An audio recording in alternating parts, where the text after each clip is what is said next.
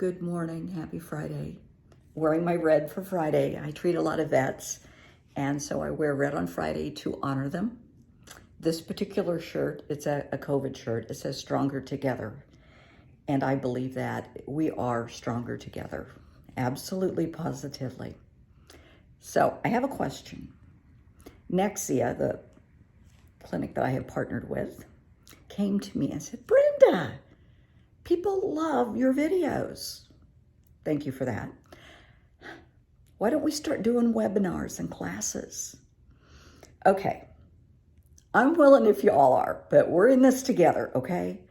So what is going through my little Brenda brain this morning is I work with so many different aspects. You know, I have the healing practice and then everything that I do for people with depression, anxiety, PTSD, and that list is huge because, you know, it's not just PTSD, anxiety, and panic attacks. It's burnout, it's moral injury, and on and on and on. So I'm thinking the first one will be on how to deal with a panic attack or an anxiety attack. And the method that I use is good for anybody, any age. It works. I actually learned this eons ago, back in the days when I was an ER nurse in surgical intensive care.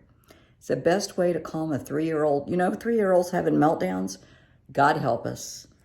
This will calm them down in a matter of minutes. It works like a charm. So if you have kids, you'll want to definitely do this for the kiddos. And if you have anxiety issues or panic attacks, triggers for those going through PTSD, you know, let's do this. I'm thinking, you know, the bad thing about doing webinars so often is it's during the week and we work with so many time zones. It's not like we can say, oh, well, we're just going to do it at lunch. Well, lunch on the West Coast is different than lunch on the East Coast. So I'm thinking we may do it on a Saturday if that will work for everybody. And I think we'll probably have it where if you miss it, you can go back and watch it too. It will be affordable, don't worry. I don't believe in taking advantage of people. Eric, my other half, says I'm entirely too nice, which I'd rather be too nice than be the other way. That's just me. So let me know your thoughts, what you think about the webinar, the classes. We can do future classes on meditations, how to handle anger issues. Whatever you guys are wanting to address, I am willing to do it with you.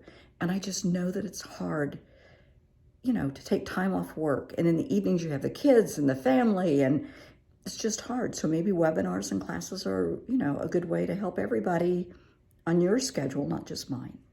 So let me hear your thoughts. I honestly want to hear what you have to say, okay? Lastly, the weekend is upon us, which means please do a little self-care. It's been a hell of a week. It has been tough. So please, self-care. Take care of you. Do something nice for you. Sweetheart, you deserve it. If I were there, I would give you the biggest hug and just tell you you survived, you know, and a week like this, that is a major accomplishment, just survival. So do something nice for you. If you're a parent, please take an hour or two, and moms, do something with your sons, dad, do some things with the daughters, you know, mommy, son, date day, father, daughter, date day, however you want to do it. Take them to McDonald's. It doesn't matter. It's just all about your spending time with them, getting to know them. Put the phones away. You have to put your phone away. The kid has to put their phone away. And actually have a conversation. Go to a movie, talk about the movie afterwards. Go skating, go bowling, put the phones away.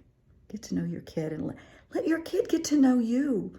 They need to know that you're more than just mom and dad who says, do your homework, eat your broccoli, and go to bed. Let them know about you and what it was like when you were growing up and your thoughts and concerns, and talk. Please just talk. You can't get that time back. Someday, that's going to mean a lot. When you think, as an adult, when you think of your parent, your mom and your dad, what do you think? How do you remember them? How do you want to be remembered? years ago, I had the sweetest friend who had cancer. His name was John Gorman. And John was an attorney. And he was an amazing attorney. I was friends with he and his wife and his daughter. And John was dying. And he was one of these attorneys. He was in bed. He was bed fast by then. He could hardly get up to go to the bathroom. And he was in bed with his laptop working cases. This guy was dying. And I went to visit, and they were in California. They were in San Jose. I was going to say Palo Alto, but they were in San Jose at the time. And went to visit and went up to his room to see him. I sat down on the bed, and he's working away. And he said, just a minute, I'm finishing a brief. And I said, no, you're not. And I took the computer. I did not close the computer. I did not lose his work.